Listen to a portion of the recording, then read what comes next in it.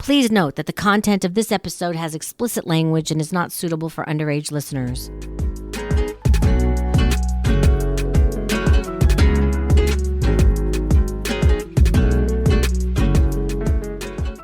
Welcome back. I wanted to share something kind of nerve-wracking with you. I had a caller who was a little different. He claimed he knew a lot of porn actresses and was around porn a lot. He said he dated some porn actresses.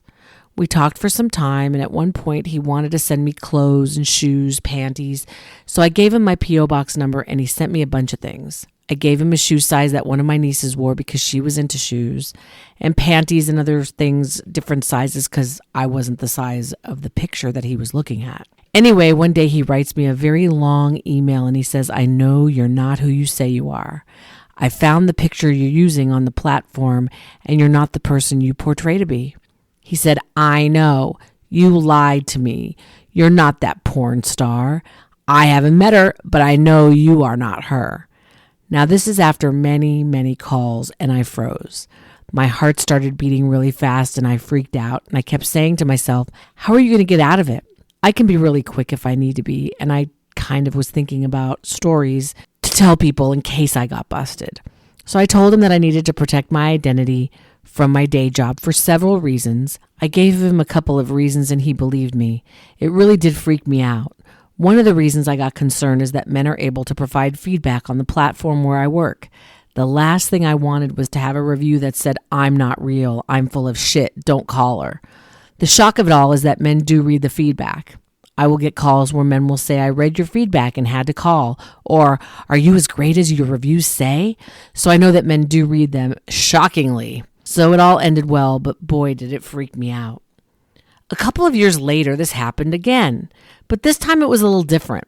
I had a caller who was married, quite unhappily married. He would call me and tell me how unhappy he was, and we would have phone sex. He wanted to meet, but knew that it wouldn't happen because we live so far apart. He would tell me that he loved me, and he knew I wouldn't say it back. I have told callers I love them. I do hope they know I don't mean it literally because they ask me to do it most of the time. So one day he wrote to me and was quite upset. He said he was on a porn site and saw me in a porn and wanted to know how that happened because I never told him I did porn movies. After a bunch of questions, he asked me for the truth. I could have kept lying, but it just didn't feel right. You know, there are times when you just have to give in and tell the truth. That's what I did. So I told him the truth, and the truth was that I couldn't use my real pictures due to my day job, same as the other guy. I apologized and apologized because I felt bad for getting caught. Again, if just one person writes a bad review revealing that I'm a liar, then I am done for. So we remained on good terms, but his calls got less and less. I truly believe that the real reason his calls slowed down is because he couldn't afford it. He would tell me that. He would always tell me of some expenses that he had. I have to fix my car. I had to fix my house. As long as we are on good terms, then all is well. I dodged that bullet too. In this case, I would prefer he find someone else. He is truly a sweet man. But I felt so sorry for him being so unhappy all the time. I hope he finds a phone actress that's willing to meet him, or he finds a woman in the real world and gets happy. He really does deserve it. Let's get back to some of the type of calls I get. Let's talk about cuckold. I believe cuckolding has been around for a really long time, but I don't think there was a name for it. And if there was, I never heard of it. The first time I heard it, I had to look it up online because I really didn't know what it was. What it is it's a man, typically, not 100%, but typically a man that has a small penis wanting to see his significant other, wife or girlfriend, having sex with a man who has a very large penis. So there's a couple things that go on here. One is where the man wants to be in the room watching his significant other having sex. They get off on it. They love it because they're inadequate, and for some reason that excites them. They sit in a corner, they masturbate, or they just watch. The second kind of person is where the wife or girlfriend goes out and fucks around and comes back and tells their man exactly what happened. I think on my calls, most of the men are in the room or outside the room for a period of time and then joins in, but not with the two of them, but in the corner, like I said. Some of the callers say that they can help get the man erect and go so far as holding the other man's penis and inserting it into their woman. I always found that extremely interesting because most people, you would think, would want to be monogamous. And the other thing is that there's something about having a small penis that many men get off on. If you think about it, most men don't want to hold another man's dick. They don't want to get near it. But these men have no problem, whether it's getting on their knees and sucking it and getting it ready, put inside their woman, or just to stroke it or to hold it and put it in. There's a vast array of things that these men will do as a cuckold. You know, you hear things your whole life about men looking at other men while going to the bathroom, and they compare theirs to other men. And until I started doing this work, actually not until the last few years, I heard more and more about men wanting their women to go out and find larger penises. They are finding larger penises because their husbands are inadequate and they want their significant other to have someone who is larger, who can be fulfilling, and where they lack the ability to give their significant other what they want, this other person that's larger will give them what they want. There are a lot of calls for role plays when it comes to cuckolding, but more importantly, there are a lot of callers who call and tell me about these situations and how much they love being in a cuckold type of relationship. It is not as uncommon as one would think. It is quite common. One way for the woman to control their partner is to get a cock cage. They put their man's cock in a cage so they can't touch themselves, and their partner most of the time has the key or the code, and it is up to them when they want to open the cage to let it out so they can masturbate or have sex with their partner on a very limited basis. They can still pee through the cage, they just can't touch themselves. All of that is quite strange to me, but to each their own. Gotta always find ways to spice things up. The men tell me that they're in a cage anywhere from a day to several months. I think several months is a long time, but who am I to second guess these people? Let's move on to drag or dress up, whichever way you want to call it. There's several calls that I get where men want me to dress them up as women. They want me to pick out their clothes. They want me to do their makeup and their hair, make them a pretty girl so we can go out. They feel feminine. They want to know what it's like to be a woman, go to a bar, get picked up, fuck in the bathroom, or to be taken home and thrown on the bed. Most men don't want to really do it. It's just a role play and fantasy that sounds very hot to them. So far, I have not talked with a man who lives a drag life or dresses up and goes out. They're either married to a woman who wouldn't understand or have girlfriends. The men are too scared to ever bring this up to them. I do believe there is a small portion of men who do actually want to do this. I'm not foolish, and maybe they do, but I have not heard from any that really do that in their real lives. They do get dressed at home, but they don't go out. So there is that. Let's go to the sissy call. I get a lot of sissy calls. I get quite a few of men who sound effeminate. The couple have come to mind. I have a regular caller who calls me and he sounds quite effeminate and says that he goes online looking for older men with big, hung daddy cocks. And he sucks all of them and he's such a good sissy fag. This goes on, and he's been calling for a while, and recently it's changed. And it's changed to me being his mommy slut. And he's invited all these big hung daddies so that he can get used, but he wants mommy to be there too, and he wants to share the men with his mommy. He wants mommy to join in. He wants to fuck mommy. Okay, I'll go along with that. I mean, why not?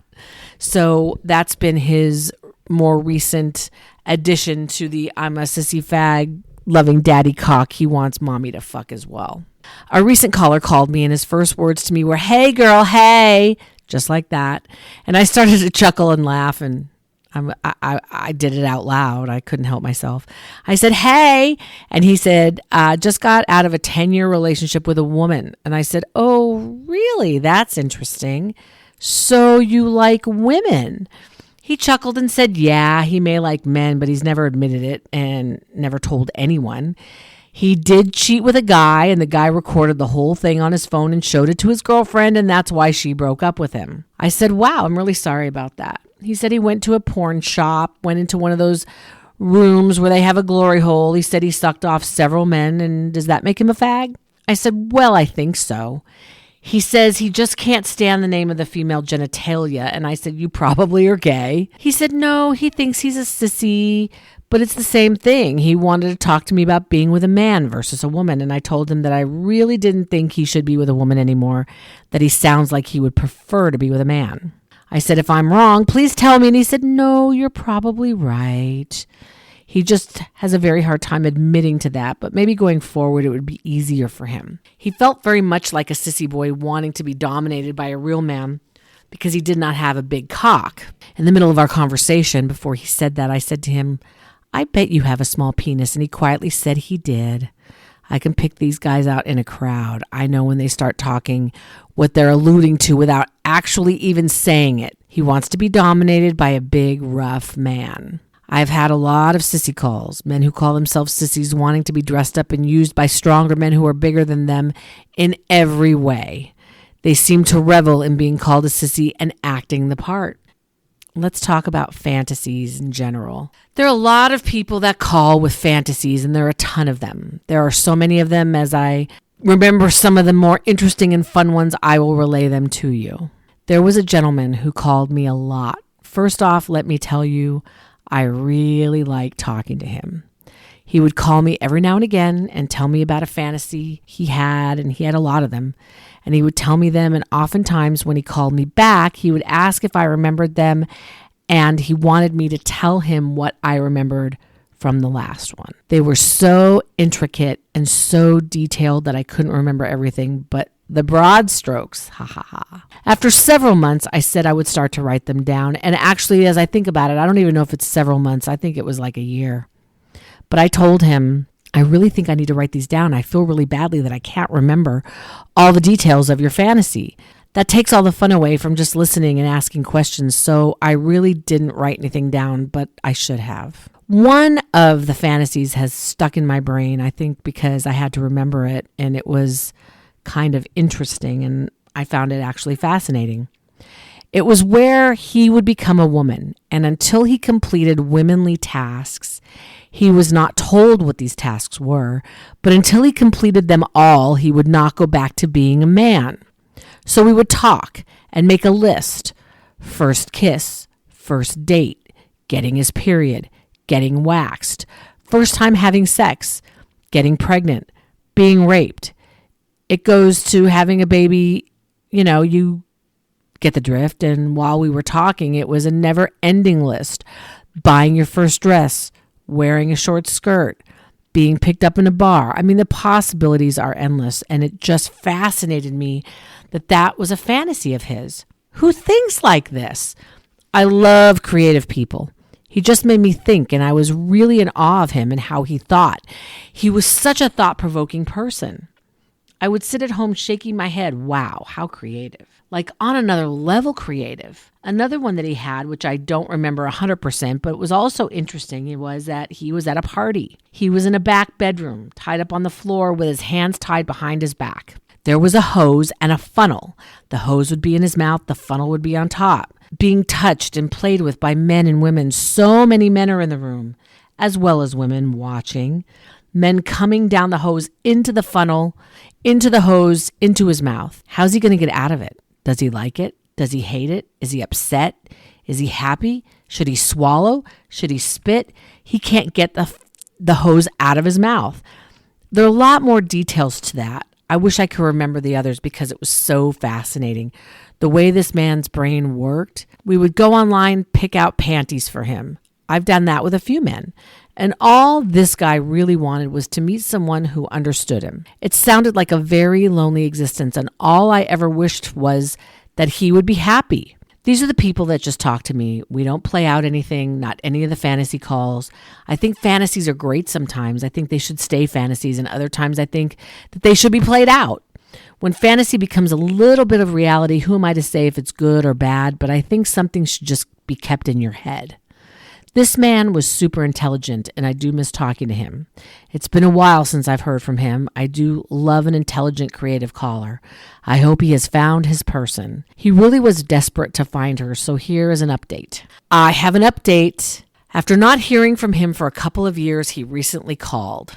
He is engaged. Yay!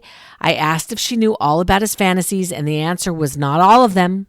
For some reason, I got a little sad for him. He won't be able to be his true, total, authentic self with her since she didn't know his deepest, darkest fantasies. I told him I was happy for him, but also told him how sad I was because he couldn't share that part with her. I hope he's satisfied and happy. When he called me, he asked the same questions. What do I remember about the calls? That was 2 years ago. So really just what I relayed here. It was so good to hear from him. I really do wish him happiness. There really wasn't anything new that he would add. He, I think, was a little annoyed with me that I didn't remember more, but he was also at the same time impressed of what I did remember. So I hope I hear from him again, and I hope he's happy. Judging my callers. Oh boy, I have my friends and family who think I should judge all my callers, but I don't. When I got into doing this 21 years ago, I had no idea I would be doing it this long. In the beginning, I thought everything was weird because it was all new to me. I didn't know anything. I thought everyone was weird. I thought everything was weird. As the years have gone by, yes, to this day, I'm still surprised. But the one thing I try really hard not to do is to judge my callers. Everyone is so unique and so different. Who am I to judge them and how they think and what they feel? It's what they think and what they feel. I have no part in that. I took a lot of psychology courses in college, and I have to tell you that it's helped me a lot. People are complicated. How they think is complicated, what they feel. But I always say men are not. Women make men out to be more complicated than they really need to be. What's important to men, and I'm not saying all men, but many men, and let's say even probably the majority of men, are 4 things: eating, working, sports, and sex. That's it. You can throw other things in there like family and friends, the typical stuff, but when it comes right down to it, those are the top 4. There are times when a caller will call, and it has gotten rare over the years, where we are done. I say to myself, oh my goodness, what was that? Most of the time it's like, okay, it was just another call, and I go on to the next. I don't let it sit inside me. I don't hold on to it. I don't feel it. I just let it roll off. Everyone's entitled to feel and think the way they feel and think. Unless a call is completely from out of left field, I don't judge. That is not what I'm here to do.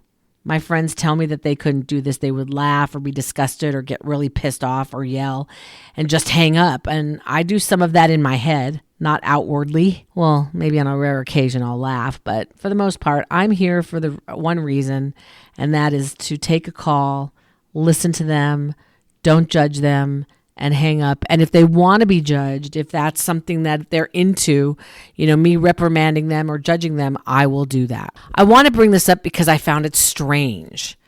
2020 and 2021 were unique years because of COVID, and people were stuck at home watching TV and calling phone sex lines. What really surprised me, and I don't surprise easily, is how many political calls I got. You may ask, CJ, what? Why would that come up on a phone sex line? That is what I was saying to myself. So I live in a liberal state. I would get calls from other states, and people would yell at me for living where I live and thinking the way I think, even though I never said a word. They assumed way too much about who I am and what I'm about. They would say, oh, you're a baby killer. I would chuckle about the assumptions they were making. Don't get me wrong. The first couple of calls I got made me angry, and then I really thought, okay, you have no one else to talk to. You're calling me. I will listen to your rant, and I will take your money. If in your real life you have no one to talk to, then fine. I will let you say whatever you want. You are not going to get a rise out of me, which just made them madder. Men would call a phone sex line and yell at me about politics, and I would just sit here and listen. I certainly don't have to like it, but if nobody else will listen to you and I'm the one that you're going to call and pay to rant and vent to, so be it. I didn't judge them for that because it didn't matter to me.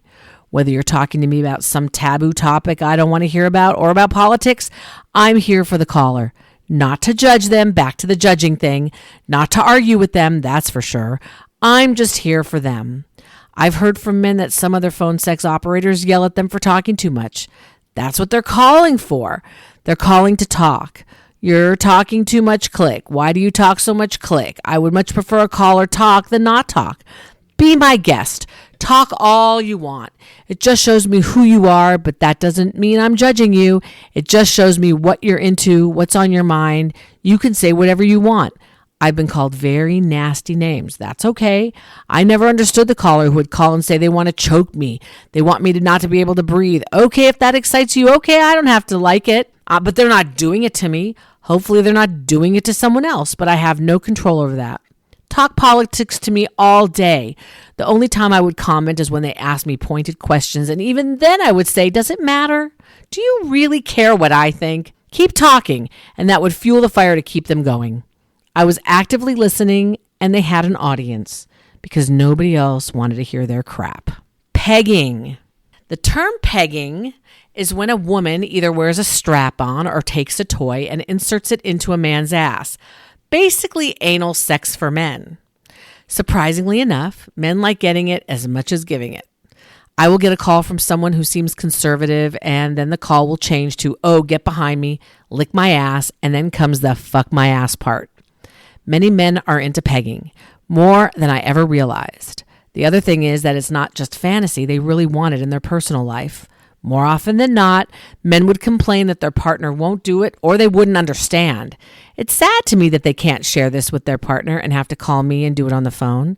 So let me give you a helpful tip, and that is use a tongue, use your fingers, and your man will be happy. Yes, they will.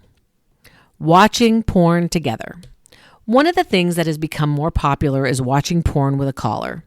I do have to say there is a lot of good doing this and a little bad. So the good is that they're enjoying the crap out of it. It's porn. The bad is that they oftentimes pick porn I don't care about, but certainly not all the time. And by the way, as you know, it's not about me. So I had a caller and he picked a porn. Some callers will ask me what I like, and I try to say that I like anything, send me what you like, and they do. In this particular case, this caller chose a porn and sent me the link. So we are watching it together and he's loving it. I mean, loving it. Okay, the women were pretty. Everything seemed fake, their faces and tits. And after quite a while, he says to me, oh, look at that guy's huge cock. Well, yes, it was large, but to me, he looked really young, not my type at all. And he caught me on a day where I was going to be truthful. Uh-oh. So I said, yeah, he has a big cock, but he's so young and not my type. Fortunately, he did not hang up. But for me, in my real life, watching a porn with a guy who is hairless and looks super young is not a turn on. So it's hard to fake the, oh, I love it feeling. I recently had a guy ask me what kind of porn I like, and I said sensual massage. I was in that mood that day. So he says, find me one. So I do, and he immediately sends me a link with a better one. I said to him, why is it that men can usually find way better porn than me? I think it's just because they watch more and more and have more practice at finding what they like. It is an easy way to distract them and keep them on the call longer watching porn with them. I like it because it's way less work for me, less talking. We just watch it while he's masturbating. How great is that? It's selfish, but it's true. Silent phone calls. These are some of the worst calls ever. I have felt that way for years. So in the early years of taking calls, I would every now and again get a call and no one is on the other end. Of course, someone is there, but it's dead silent. Nothing. Well, seriously, how do you talk to yourself? How do you know what to say? In the beginning, when I had to take calls and I had no choice, I would say hello or hey there and nothing at first. I would ask questions and silence. After a few of those calls, I realized that the caller did not want to say anything. They wanted to listen. I didn't even hear them breathing. In my head, I would think, what am I supposed to say? Am I supposed to tell a story, or do they want me to masturbate? So after a few of those calls, I decided to not say much in hopes that the caller would hang up. At the place I'm at now, I tell the callers I don't do silent calls, so I don't have to guess or suffer through the call. I get asked quite a bit if I take silent calls, and I'm so happy that I can say, I'm sorry. No, it's such a relief. Oh my goodness. I get that there are shy people out there, but if they gave me direction as to what they want me to say, okay, I can do that. But to get nothing. I know nothing. I don't know what they want. I will typically not guess correctly at what they want. The other circumstance is that they're calling and they don't live alone and they can't make any noise. I say to that, call back when you're alone and I'll talk to you then. No silent calls for me. Looks and the leading questions. Now this one's interesting. When I first started, this happened way more than it does now. I would get callers and they would see pictures of me, or what's supposed to be me, and they would say, "Oh, are you blonde?" I would say no. They would hang up because I'm a brunette. They would ask if I'm married. I would say no. Hang up. Do you have kids? I would say no. They'd hang up. So after a while, when they asked these types of questions, I would say yes to whatever they asked, and they wouldn't hang up. I call those leading questions. I was supposed to be able to read their minds and decipher what they really wanted me to say. It was like a game that I had to figure out how to play. Occasionally that will happen now, but not as often. I think I've learned that for the most part, the question they are asking, they want me to say yes to. So now that's what I do. The callers hang up less than they used to because I've learned from experience how to answer their leading questions. I think it's an art of listening. Some people might argue that, and that's okay. Now they say, I see the picture and I know that is not you. What do you really look like? And I will give them the same description as the picture. Figure it out. So I answer the leading questions. I'll still get something like, do you have children? Are you married or have a boyfriend? I will tell them I have a fuck buddy, which is a good thing. And I usually say no kids because if they ask if I have children, they want to go down the child path and I say no. So today's question comes via email. Thank you. Since you have a day job that pays well, why do you still do this? I do get that quite a bit. The answer to that is simple. Oh, that's not really that simple. So the answer is that I live in an expensive state and I want money for extracurricular fun. Okay. So my gut instinct is to say, it's none of your business why I keep doing this. But, I tell people everything. So in all seriousness, I do enjoy it. It keeps life entertaining and I'm providing a service and it does really help me with fun money and even a car payment. I'm going to do it for as long as I can. I really do need to. If I hated it, I would have stopped a long time ago, but I don't. Like I've said previously, I don't know what I would do with myself if I didn't do it. I'm so used to coming home or being at home and logging in and having that extra income. I would miss it considering I make my own schedule. I'm not forced to work awful hours. It doesn't keep me from enjoying any part of my life. So I will continue on even when people think it's silly for me to, unless my voice starts going away and I sound like a 90-year-old. I hope that doesn't happen for a very long time. Thank you for listening to Secrets from a Phone Sex Queen, everything you always wanted to know about phone sex and more. And don't forget to please email me your questions, comments, concerns, anything you have to say at phonesexqueen1@gmail.com. You can follow me on Instagram at phonequeen1 and on Facebook at CJCJ. Until next time, stay sexy.